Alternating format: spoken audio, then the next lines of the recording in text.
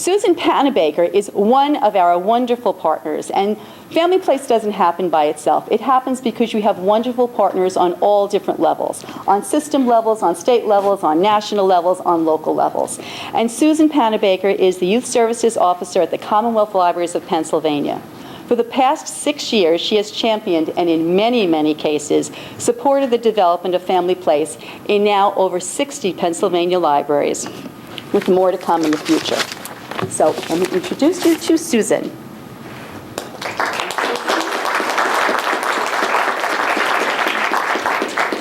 Thanks, Kathy. When I was putting this together, I was thinking, okay, how do you start? And I was thinking, well, we need to start at the beginning. So I wanted to give you a little bit of background about how we got into Family Place and, most importantly, that whole family-centered idea of service to everyone in the library.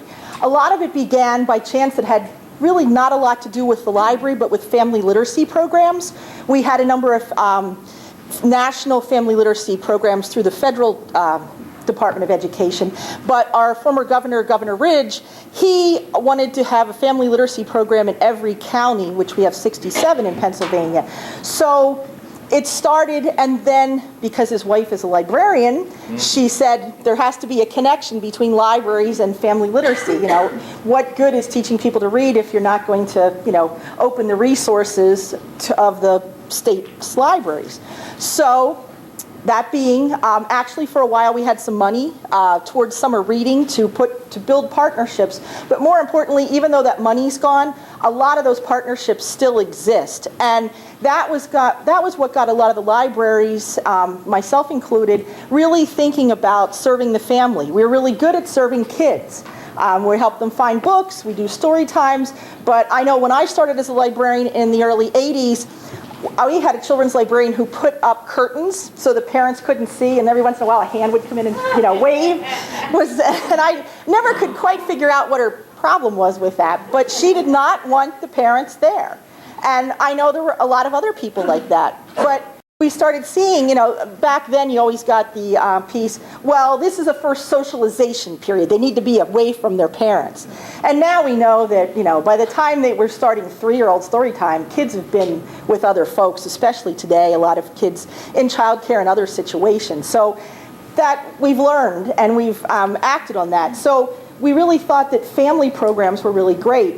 And we have a task force, a committee in our state who, up until the time I was hired, actually really pushed children's services across our state. I was the first full-time children's coordinator, and I was hired in 2002.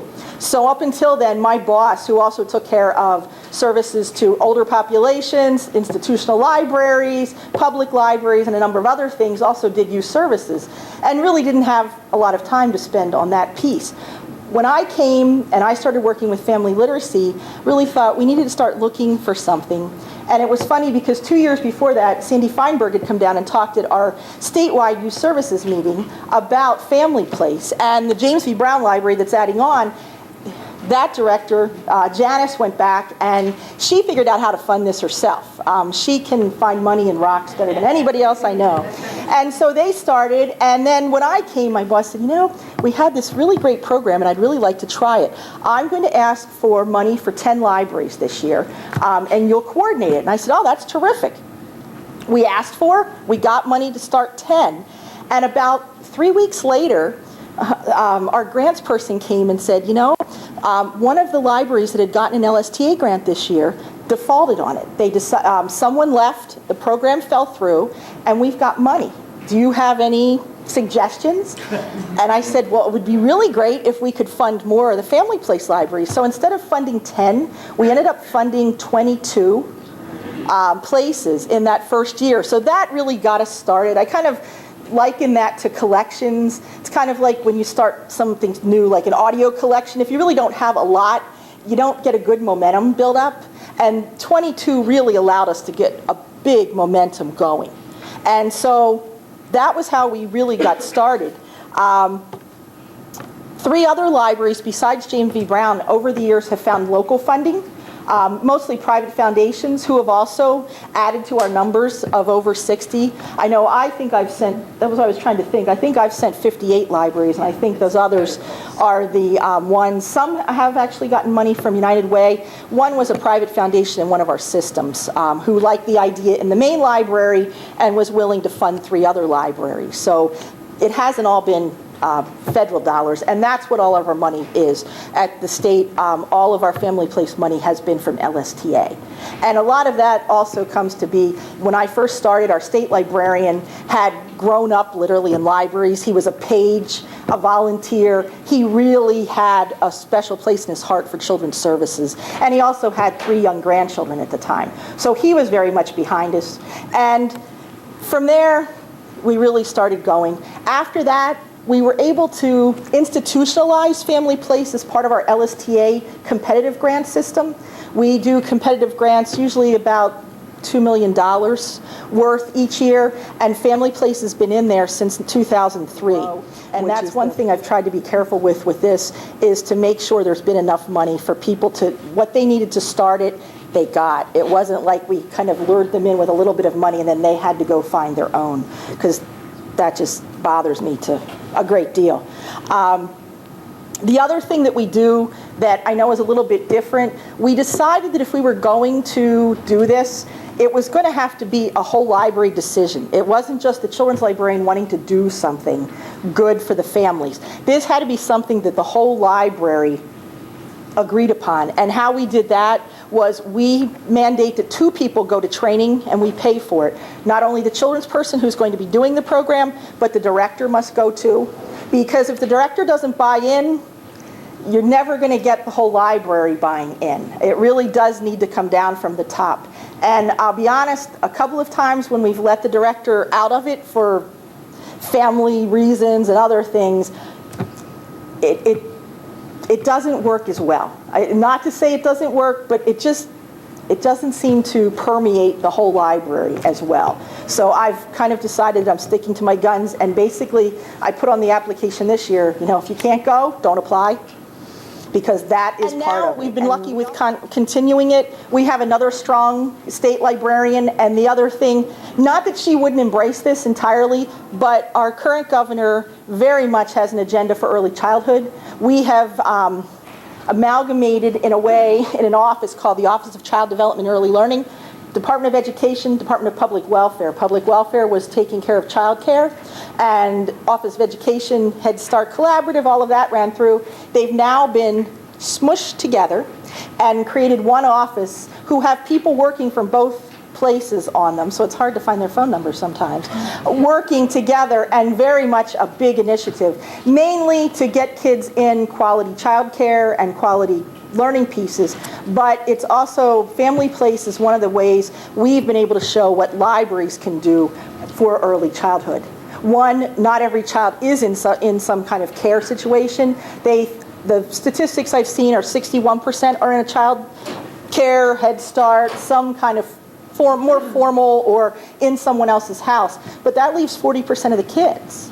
And we have about 700,000 preschoolers, so that's quite a number of children who aren't being served that way. So the library really is their place to go and find things. Also part of our continuity, every 2 years I have a 2-day program where everyone who's part of Family Place can come together. I pay for it. We have a program. I'll usually have a speaker. This last time was Middle Country, came down and talked about what other programs they have for parents, because that was something I wasn't seeing as many people doing the next step. So we provided a program about it. It also allows them to network. We have a large state, and so not all of some of our places are clustered, but some are just kind of spaced out along the way. And so this way, they come together, they get to chat, they're networking, but also learning things, and a lot of sharing. We also do a lot of group things of brainstorming so that they can take ideas back with them as well. And that's worked out really well. This past year, we've been doing an even number of years. 2007, we didn't have our 2-day program, but when Middle Country had partnered with Get Ready to Read. Kathy had called me and asked if we would like to host one of their trainings, and we did. So I brought everybody together for that day, and actually we had it in the Harrisburg area, and we had people as far away as Pittsburgh who came to it. And that was a really great day of training, really got a good ideas, and people got to share at lunchtime. The program was in the morning, then we had lunch and had some group sessions ourselves. So that worked out really well, I think. And it gives people some energized time. You know, sometimes you get mired down. We usually have it in September because I find people finish summer reading, they're a little tired, don't really want to think about starting that next school year. So if we have something then, it kind of gets them, you know, charged up again. And really helps. The other thing I've been able to do is for the continuity piece too, you know, you're always losing people, they move to different positions. We've been able, through another chunk of money I've been able to send the new children's librarians in any of the libraries who have Family Place to training so that they really get the full picture. Even though the director may still be there, you know, the children's person really, and I've found that that's been very valuable, rather than them trying to read the book and figure it out from their boss, who may or may not be someone that's been into children's services.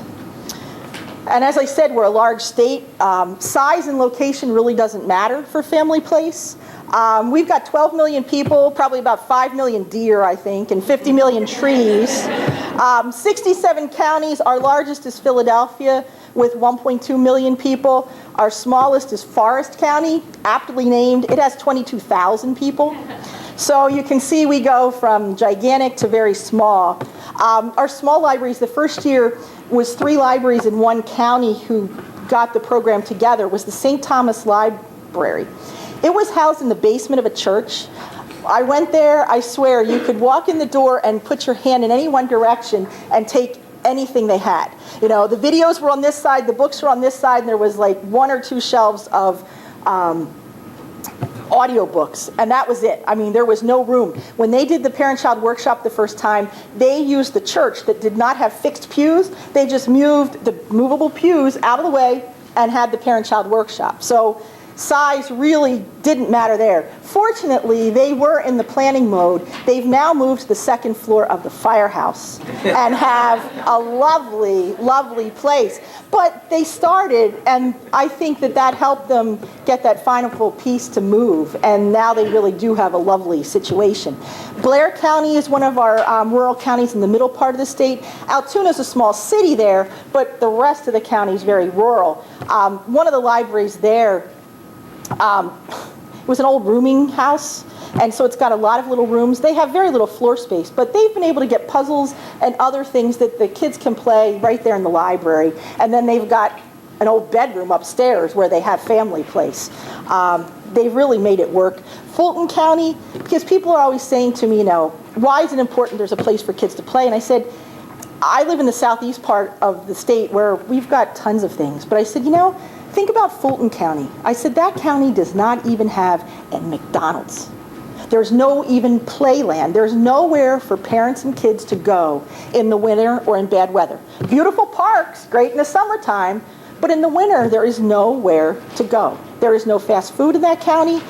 There's not a lot in that county. The library really has become the place where parents with small children can take them and play and have a nice, safe environment, and also they're learning while they're there, because there literally is nothing else there. There's no Y, there's no kinder music, you know, and all the programs that you have in the suburbs.